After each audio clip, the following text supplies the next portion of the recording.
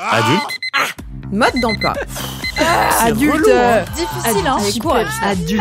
Adulte. J'en peux plus de ce mot. Bah si, adulte, ça va le faire. De ouf. Adulte. Mode d'emploi. Oh yeah.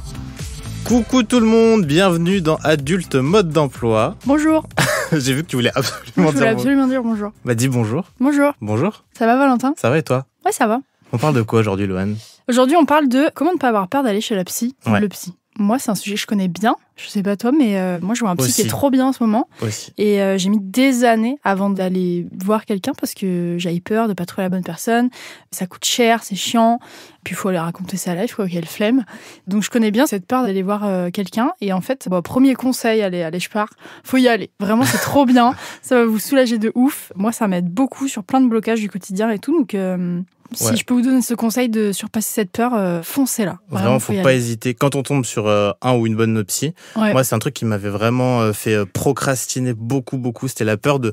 J'étais OK pour aller raconter ma vie, Ouais. mes traumas, ma mère, il n'y a pas de souci, mais j'avais la flemme de le faire auprès d'une mauvaise personne. Ouais, Et ou de devoir le faire 10 fois Ouais, et de payer à recommencer chaque 10 fois fois. à l'enfer. J'ai eu beaucoup de chance. Moi, j'en ai vu une pendant plusieurs mois. Elle était top. Isabelle, si tu nous écoutes, merci pour tout. Oh là là. Mais effectivement, il faut pas hésiter à consulter une bonne psy, comme Bérénice, par exemple. Bonjour Bérénice. Enchantée. Enchantée. Qui es-tu, Bérénice? Eh bien, donc, je suis psychologue. Je fais de la thérapie uniquement en visio. Je n'ai pas de cabinet en présentiel. Et à côté de ça, je fais aussi de la création de contenu sur Instagram. C'est quoi ton blaze Instagram? C'est _psycho_online. Trop bien. On a plein de questions à te poser. Plein. Déjà, dans quelle mesure est-ce qu'on peut ressentir le besoin d'aller voir un ou une psy? Eh ben, en fait, c'est dans n'importe quelle mesure. Je vais pas te mentir. Dès que tu ressens le besoin de discuter de quoi que ce soit, alors, bien entendu, si jamais tu as un gros trouble, comme une dépression, un trouble anxieux, bah, effectivement, il faut y aller. Tu peux aussi y aller si jamais tu ressens juste le besoin, entre guillemets, de parler avec quelqu'un. Moi, j'ai déjà eu des patients qui m'ont dit, mais en fait, j'ai pas trop de soucis dans ma vie. J'ai juste besoin de discuter de ce qui m'arrive. J'ai juste besoin de discuter, par exemple, de mes émotions, etc., etc. Et ça, c'est carrément OK. En fait, j'ai envie de te dire, tous les motifs sont absolument légitimes pour aller consulter un psy. Et c'est ce qu'on disait en intro, il y a une des peurs qu'on peut avoir, c'est de ne pas trouver le ou la bonne psy, bonne du coup. Comment on peut trouver quelqu'un de qualité directement à coup sûr? Premier coup de foudre, psy-patient. Alors, pour ce que tu me décris, il faut vraiment beaucoup de chance. Après, j'ai envie de te dire, le bouche à oreille, c'est quelque chose qui fonctionne très bien. Tu vas pouvoir demander, est-ce que toi, tu connais un ou une bonne psy? Tu vas aussi avoir, et tu en as beaucoup qui sont sur les réseaux sociaux, tu vois, et qui, comme moi, vont faire des petits réels, des petites vidéos, etc., etc. Ça te permet aussi de voir, est-ce que tu pourrais t'entendre avec un psy? Parce qu'on va pas se mentir, en dehors des techniques vraiment que le psy va avoir, de sa spécialité, de ses spécialisations, ce qui va faire que tu vas bien te sentir avec un psy, ça va être le feeling. En fait, tu vois, aller chez le psy, c'est une rencontre, tu as un être humain en face de toi, et donc forcément, la thérapie, elle se passera beaucoup mieux si tu t'entends bien avec cette personne-là. Et ça, c'est quelque chose, malheureusement, que tu peux pas voir sur les sites internet, mais par contre, tu as de plus en plus de psys, et même, j'ai envie de te dire, maintenant, quasiment tous les psys, sauf à la limite les boomers de 40 ans qui sont contre les réseaux sociaux, du coup, tu vas, effectivement, va avoir des vidéos, et tu pourras déjà faire ton choix et regarder et te dire, ok, cette psy-là, en fait, elle me semble bien, cette psy-là, non. Et c'est OK de se dire, je prends ma séance, et c'est une séance d'essai comme à la salle de sport, et c'est OK de changer de psy si ça va pas, ou si on sent qu'il n'y a pas de feeling. C'est carrément OK. Franchement, moi souvent c'est ce que je conseille aux gens. En fait, si vous hésitez entre 2 psys, 2-3 psys, alors ça va coûter, mais si tu peux en tester entre guillemets 2 ou 3, fais-le. Si tu peux te le permettre, vraiment c'est une super chance que tu as, fais-le, parce que du coup peut-être que tu vas te rendre compte que la première où tu t'es dit c'était pas terrible, finalement avec la deuxième, en fait ça va beaucoup mieux, ou finalement la première était pas si nulle que ça. Donc voilà, si tu en as l'occasion, si tu as les moyens, franchement il y a aucun souci avec le fait de faire des essais de psy. Parce que c'est ça, l'aspect le plus rédhibitoire peut-être, c'est l'argent, ça coûte cher d'aller chez le psy. Tout n'est pas encore très bien remboursé. Pas tellement, en fait. Ouais, quasiment pas, ouais. C'est ça, pas du tout.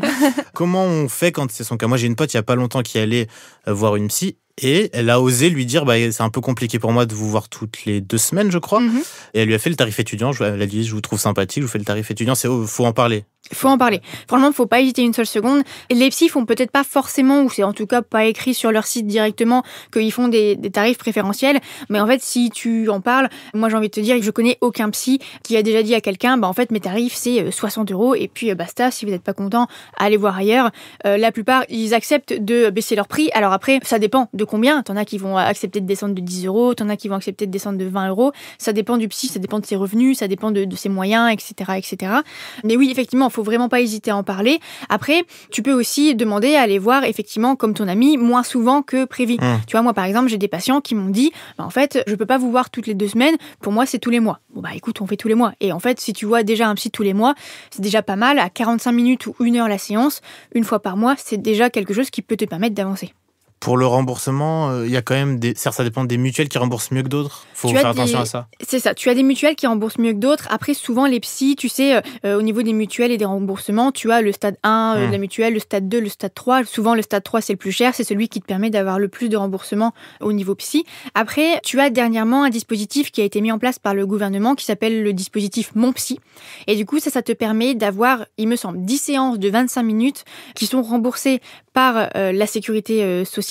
Et du coup, pour ça, il faut que tu ailles voir d'abord ton médecin généraliste parce que tu as déjà besoin, avant besoin d'une ordonnance de ton médecin généraliste. Mais voilà, ça ne fait que 10 séances et ce n'est que 25 minutes. Mais c'est déjà ça. C'est déjà ça. Ouais, ok. Moi, je rebondis sur ce qu'on disait là pour rechercher un bon psy et tout. Moi, j'ai demandé à une pote qui avait une super psy de demander à sa psy des recommandations. Pas de prendre les psys des potes parce que c'est pas un truc qui se fait apparemment, mais de demander des recommandations directement à une ou un psy, quoi. Ça marche bien. Bien sûr. Voilà, moi ça a bien marché. Prochaine question, c'est comment est-ce qu'on peut l'aborder avec ses proches, avec ses amis, avec ses parents. Souvent, au début, c'est les parents qui payent peut-être. J'ai des potes qui sont dans ce cas-là et c'est un peu une galère d'en parler et tout. Comment on fait pour aborder ça avec ses proches ? Ça dépend. Tu peux parfois juste dire je vois une psy et j'ai pas forcément envie d'en parler plus, juste je voulais que vous le sachiez.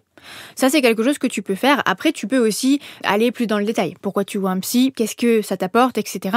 Dans tous les cas, il faut que tu saches que tu as le droit de divulguer les informations que tu souhaites et de ne pas divulguer celles que tu ne veux pas. Après, dans le cas où, par exemple, c'est tes parents qui payent, notamment pour les ados, il faut savoir qu'en fait, le psy, souvent, c'est ton psy, c'est pas le psy de tes parents. Et donc, au niveau du secret professionnel, il n'est pas censé dire des choses à tes parents, sauf si tu es en danger. Et s'il considère que tu es en danger, mais souvent, il t'en parle avant. Mais voilà, s'il y en a qui sont un petit peu apeurés par l'idée que c'est papa-maman qui paye et est-ce que s'il pose des questions au psy, le psy va donner des informations ? Normalement, non, il n'est pas censé donner d'informations. S'il respecte le code de déontologie, c'est toi le patient. Il n'a pas donné des informations à tes parents, même si ce sont eux qui payent. Trop bien, c'est rassurant. Ouais, Et comment on fait pour gérer la peur de se confier, pour gérer la honte et tout, de dire des choses assez intimes à quelqu'un qu'on connaît pas ? Et gérer le début de rendez-vous aussi. Ouais. Ça dépend des psys. Le silence du début. Ouais, c'est ça. Genre, moi, ma psy, ça va, elle était cool. Elle me disait, bon, il se passait quoi ces derniers temps ? Mais il y a des psys, d'après des potes, ils sont genre, bon, ok, qu'est-ce qui se passe ? Moi, souvent, il me dit, tu viens avec quoi aujourd'hui ? Tu viens avec quoi ? Je viens avec rien, là, vraiment. Avec les mains vides. Comment on gère cette appréhension de se livrer ? Moi, je t'avoue que moi, première séance, souvent, j'essaie de mettre à l'aise mes patients et de manière générale, je leur demande toujours, comment ça s'est passé depuis la dernière fois et c'est quelque chose qui permet de lancer la séance. Donc moi, j'ai pas trop ce souci-là. Après, je sais qu'effectivement, tu as des psys qui ne parlent pas et qui attendent juste que toi, tu dises quelque chose. Si ça te gêne, pars. Ouais. Voilà. De toute façon, tout à l'heure, Louane, tu me parlais de la honte. Pour discuter de choses intimes, il faut que tu te sentes à l'aise avec la personne. Si la personne te met mal à l'aise, rien qu'en te fixant et en ne disant rien, casse-toi. Tu vois, clairement. Ok, bon, c'est clair. Non, mais c'est bien, ça le mérite d'être très clair. Et parfois, il y a aussi le contraire c'est beaucoup plus simple de confier des problèmes ou des choses intimes à un inconnu ou à une inconnue. À ses potes. Ouais. Est-ce que c'est un conseil de, du coup, aller voir quelqu'un qu'on connaît pas plutôt que d'en parler à ses potes ou à ses parents ou... Je pense que ça peut être bien parce qu'en fait, tes potes, ils auront pas le recul nécessaire parfois pour te dire des choses qui peuvent te faire du mal. Moi, parfois, il m'arrive de brusquer certains de mes patients et de pas être d'accord avec eux et de leur dire, alors en toute bienveillance, et ils le savent souvent, mais parfois, je leur dis, en fait, là, vous avez déconné clairement. Et parfois, tes potes, ils ont pas le recul nécessaire pour te dire ça. Et du coup, comme ils sont proches de toi, ils vont pas oser te brusquer parce que potentiellement la relation, etc., etc. Le psy, normalement, s'il fait bien son travail, il aura pas peur de te brusquer. Clairement, je pense que c'est important que tu ailles voir vraiment quelqu'un d'autre si tu en ressens le besoin et si évidemment ce que tu fais et ce que tu dis avec tes potes ne te suffit pas à aller mieux. Si quand tu vas mal, tu sais que tu peux aller boire un verre avec tes potes et tu sais que en fait ça ira mieux après, t'es pas forcément obligé d'aller voir un psy. Si tu sens que tu as besoin d'une aide extérieure et de quelque chose de plus profond, de plus professionnel, là oui, il faut y aller. Bon, allons chez le psy. Merci beaucoup, Bérénice. Avec plaisir. Merci, Bérénice. Qu'est-ce que tu as retenu, Valentin ? Première chose qui peut peut-être vous inquiéter avant d'aller chez un ou une psy, c'est le problème d'argent. N'hésitez pas à en parler, il y a des tarifs préférentiels, tarifs étudiants, vous pouvez en discuter, ça peut baisser de 10-20 euros. Essayez de voir avec votre mutuelle s'il y a des remboursements, voilà, on essaye. N'hésitez pas à en parler en tout cas. Si c'est l'aspect financier qui peut vous bloquer, il y a des solutions. Toujours. Ouais, pour discuter des choses intimes, de toute façon, il faut être à l'aise avec la personne qui vous avez en face. Donc, si vous n'êtes pas à l'aise, c'est ok de changer, même dès la première séance. C'est ok de tester plein de psy, c'est ok de pas trouver chaussure à son pied tout de suite. Voilà, le principal, c'est qu'il faut que vous soyez à l'aise avec la personne. C'est ça. Et même si c'est vos parents qui payent votre psy, le psy n'a pas, sans vous en avertir, à raconter le contenu de vos séances à vos parents, donc pas de stress de ce côté-là non plus. Voilà, c'était très complet. Très très complet, comme du pain. Je suis mauvais, Valentin. Nous, on va se retrouver sur les réseaux sociaux de Nouvelles Écoutes avec de meilleures blagues, Instagram et Twitter, sur le compte de Louane pour beaucoup rire, Louane Man Show. C'est moi. Et Nato81 pour beaucoup de blagues également. De blagues également, oui. En attendant, on vous fait des bisous. Allez chez le psy si vous en avez besoin et prenez soin de vos âmes et de vos esprits. Oui, bisous. Faites ça. Adulte Mode d'Emploi est un podcast de Nouvelles Écoutes. Écrit et animé par nous, Louane. Et moi, Valentin Winato. La chargée de production, c'est Mathilde Jonin. Avec l'aide en coulisses précieuse de Neila Hakmi. Le générique par Aurore Mailleux. Directrice des productions Marion Gourdon. Enregistrement, montage et mixage par Constant Justin au studio Caleçon.